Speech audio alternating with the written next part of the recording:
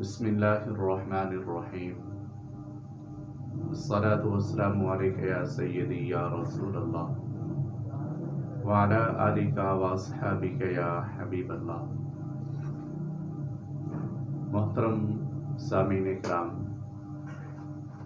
आज की गुफ्तगू तलबीना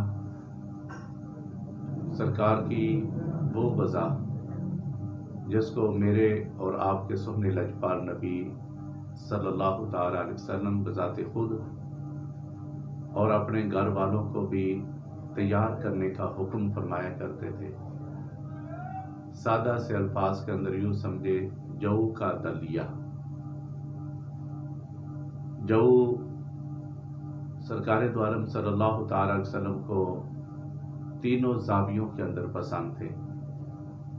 जऊ की रोटी, जऊ का सत्तू और जऊ का दलिया। ये उस वक़्त अरब के अंदर, क्योंकि गंदम इतनी ज़्यादा नहीं थी, जऊ ज़्यादा काश्त किए जाते थे और सरकार का घराना भी जऊ की रोटी ज़्यादा पसंद फरमाया करते थे। कभी कभार गंदम की भी रोटी मिल जाती और जऊ की ज़्यादा रग़बत के साथ आप पसंद फरमाया करते थे, खाया करते थे। सहाबा इकराम भी रिज़वानुल्लाह ताला अलैहिम अजमाइन जऊ की रोटी, और सफ़र के अंदर जब जाते तो जऊ के सत्तू तैयार करके लेकर जाते। और घर के अंदर अगर कोई बीमार हो जाता तो उम्मुल मुमिनीन हज़रत आयशा सिद्दीक़ा रज़ियल्लाहु ताला अन्हा फरमाती हैं कि जब हमारे घर के अंदर कोई बीमार हो जाता तो हम क्या करते, अल्लाह के नबी के फरमान के मुताबिक हम तलबीना तैयार करने का हमें हुक्म हो जाता। तलबीना यानी जऊ का दलिया तैयार करने का हमें हुक्म हो जाता। और हमारे घर में वो देगची यानी जिस बर्तन के अंदर दलिया तैयार हो रहा होता था, वो उस वक्त तक चूल्हे के ऊपर चढ़ी रहती। बीमार या तो बीमार खाता रहता तो या बीमार सुपुर्दे खुदा हो जाता, यानी वो उसको वफात हो जाती, फौत हो जाता। तो मुसलसल उम्मुल मोमिनीन फरमाती हमारे घर के अंदर ये दलिए की जो बर्तन है ना, वो चूल्हे के ऊपर ही रहता। और सरकार भी इसको बड़ी मोहब्बत के साथ जऊ के दलिए को पसंद फरमाया करते थे। और फिर दूसरी एक और रवायत के अंदर भी ये हमें यहाँ से सबक मिलता है। इनकी राविया भी हज़रत उम्मुल मुमिनीन आयशा सिद्दीक़ा रज़ियल्लाहु ताला अन्हा ही हैं। फरमाती हैं, जब हमारे घर के अंदर, हमारे घरानों में से जब किसी के घर के अंदर को आदमी फौत हो जाता तो सारा दिन लोग, औरतें आती रहती और आकर अफसोस करके चली जाती। इसी अंदाज में जो अफराद भी आते तो आकर चले जाते। और जब घर के अंदर मेहमान ख़ास रह जाते तो उम्मुल मुमिनीन हज़रत आयशा सिद्दीक़ा रज़ियल्लाहु ताला अन्हा क्या फ़र्क करती, फरमाती हैं, फिर हम क्या करते, देगची के ऊपर, चूल्हे के ऊपर रख के हम तलबीना तैयारी करने के अंदर मशगूल हो जाते। और जब ये दलिया तैयार हो जाता, जब तैयार हो जाता तो फरमाती उस वक़्त हम सरीद भी घर के अंदर तैयार करते। याद रखें, सरकार की पसंदीदा जो ग़ज़ाएँ हैं, एक तो सरीद है जिसकी बाद में आने वाली वीडियो के अंदर मैं वजाहत करूँगा। सादा से अल्फाज के अंदर यूँ समझें, रोटी के टुकड़े करके उसके ऊपर शोरबा डाल के, सालन डाल के जब रोटी नरम हो जाती, इसका नाम सरीद है। इंशाल्लाह इसका मैं वीडियो अगले जो मेरे बाद में वीडियो आएगी उसके अंदर मैं इसका बयान करूँगा। तो इसके ऊपर जऊ के दलिए को डालकर, जो कि उस वक्त ही बहुत ज़्यादा पसंदीदा डिश समझ रहे, बहुत ज़्यादा पसंदीदा ग़ज़ा समझ रहे, जैसे आजकल बिरयानी को या दीगर हम डिशें तैयार करते हैं, बड़ी मोहब्बत से हम खाते हैं। तो उस वक़्त की जो पसंदीदा डिश थी वो क्या थी, एक तो सरीद जैसा कि मैंने अभी बताया, रोटी को टुकड़े करके उसके ऊपर सालन वगैरह डाल के जब रोटी नरम हो जाती है उसको खाया जाता है। तो सरकार के दौर के अंदर भी ये सरीद सरकार को बहुत ज़्यादा पसंद है। इसकी वजाहत मैं जो कि बाद में करूँगा ना, अभी तलबीना यानी दलिया की बात हो रही है। तो सरीद के ऊपर भी इस दलिए को डाल के खाया करते थे। और फरमाती हैं उम्मुल मोमिनीन हज़रत आयशा सिद्दीक़ा रज़ी अल्लाह तआला अन्हा, सरकार ने फरमाया ये दलिया, जौ का दलिया जिसको तलबीना कहते हैं, जौ का दलिया, ये पेट को इस अंदाज में दो डालता है। सरकार के फरमान के ऊपर एक एक लफ्ज़ के ऊपर गौर करें तो हमें बहुत ज़्यादा इसके अंदर सबक मिलता है। फरमाती हैं ये पेट को इस अंदाज में दो डालता है, दो देता है। जिस तरह चेहरे के ऊपर गर्दो गुबार लगी हो तो बंदा अपने चेहरे को जिस अंदाज से पानी से धोता है ना, तो जैसे पानी से धोने की वजह से चेहरा साफ हो जाता है, इसी अंदाज में दलिया भी पेट को बिल्कुल दो डालता है, यानी साफ कर देता है। और फिर फरमाया कि बीमार आदमी को दलिया दो।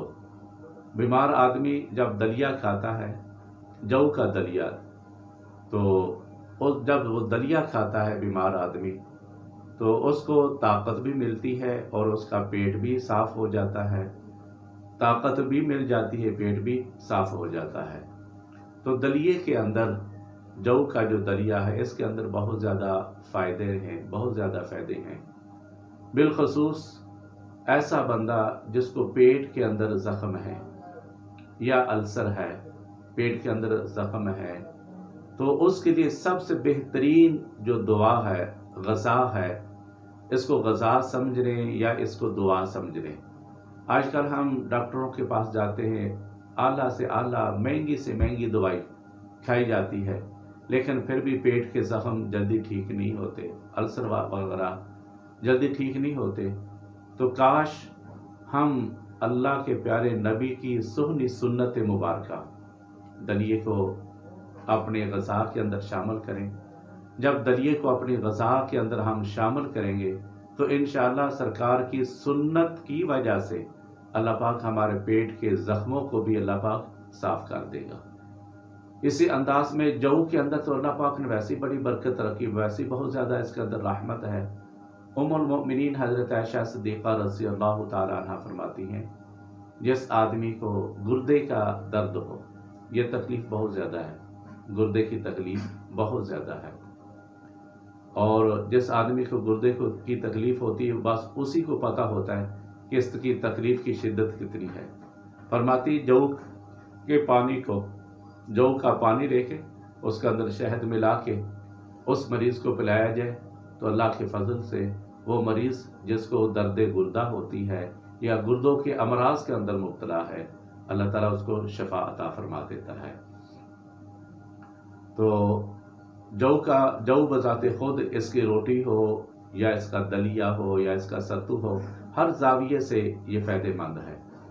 इसी अंदाज में उम्मुल मोमिनीन हज़रत उम्मे सलमा रज़ी अल्लाह तआला अन्हा के करीबी रिश्तेदार आए, बहुत ज़्यादा क़राबत वाले यानी करीबी रिश्तेदार आए, और बातों बातों में बैठे बैठे बात चल पड़ी। ए उम्मुल मोमिनीन, जो कि करीबी इनके रिश्तेदार थे, हज़रत उम्मे सलमा रज़ी अल्लाह तआला अन्हा के, बातों बातों में बात चल पड़ी।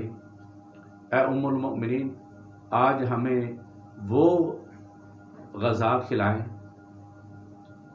जिसको मेरे और आपके सोहने लजपाल नबी सल्लल्लाहु ताला अलैहि वसल्लम मोहब्बत के साथ खाया भी करते थे और जिससे सरकार को मोहब्बत भी थी, रग़बत के साथ खाया भी करते थे।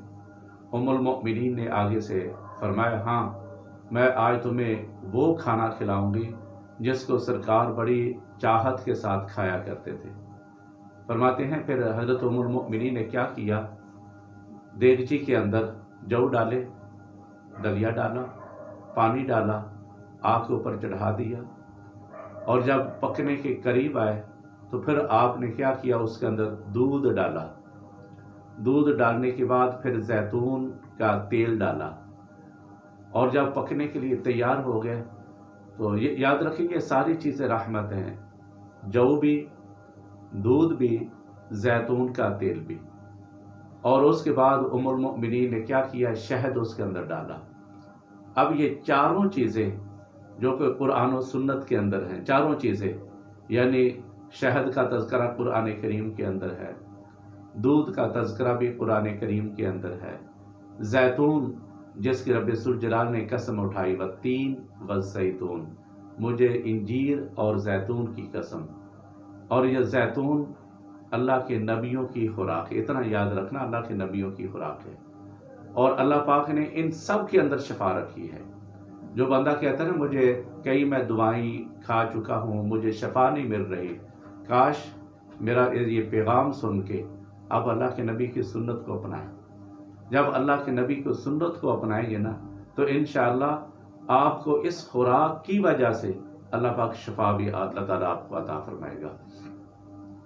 تو ام المؤمنین حضرت ام سلمہ رضی اللہ تعالی عنہا نے کیا کیا؟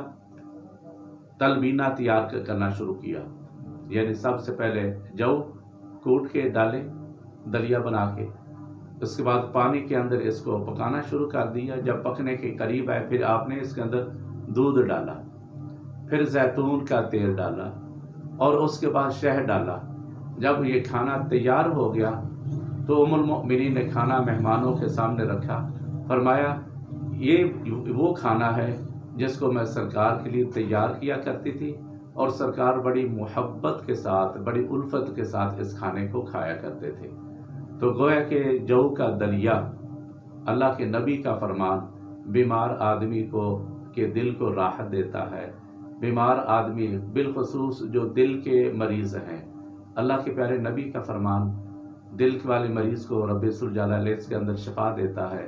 بلکہ کوئی بھی کسی طرز کا آدمی بیمار ہو، آج کل ہم بازاری غذائیں کھانے کے عادی ہو چکے ہیں، طرح طرح کی غذائیں، چٹپٹے مسالہ جات ہم کھاتے ہیں، تو چٹپٹے غذائیں، مسالہ جات یا دیگر چیزیں یاد رکھیں یہ معدے کو خراب کرتی ہیں، اور اگر آپ نے معدے، ساری بیماریاں معدے سے نکلتی ہیں، کیونکہ معدے کے اندر جب غذا جاتی ہے اس سے ساری بیماریاں بھی معدے سے پیدا ہوتی ہیں۔ تو معدے کو ام الامراض کہا جاتا ہے، یعنی کہ بیماریوں کی ماں یہ معدہ ہے، ام الامراض کہا جاتا ہے معدے کو۔ تو بیماریوں سے اگر آپ نے بچنا ہے تو آج اس وقت دنیا کے اندر کئی طرح کی بیماریاں آ گئی ہیں۔ السر جس کا نام ہم نے سنا ہی نہیں تھا، معدے کے اندر زخم ہو جاتے ہیں، اسی انداز میں بواسیر شروع ہو جاتی ہے، اور کئی طرح کے امراض معدے کے اندر جب پیدا ہو جاتے ہیں تو کاش آؤ سب مل کے اللہ کے نبی کی سنت کا احیاء کریں، اور جب اللہ کی نبی کی سنت کا احیاء کریں گے، سنت کے مطابق ہم کھانا کھائیں گے، یعنی تلبینہ جس کو دلیا میں کہہ رہا ہوں، سنت کے مطابق جب تیار کریں، اس کے اندر دودھ بھی ڈالیں، اس کے اندر شہد بھی ڈالیں، اس کے اندر زیتون کا تیل بھی ڈالیں۔ تو اگر آپ کے پاس شہد نہیں ہے تو پھر اس کا متبادل اللہ کے نبی کی دوسری غذا جس کو کھجور کہا جاتا ہے، تو اس کو کھجور کے ٹکڑے کر کے مٹھاس حاصل کرنے کے لیے آپ وہ اس کے اندر ڈالیں۔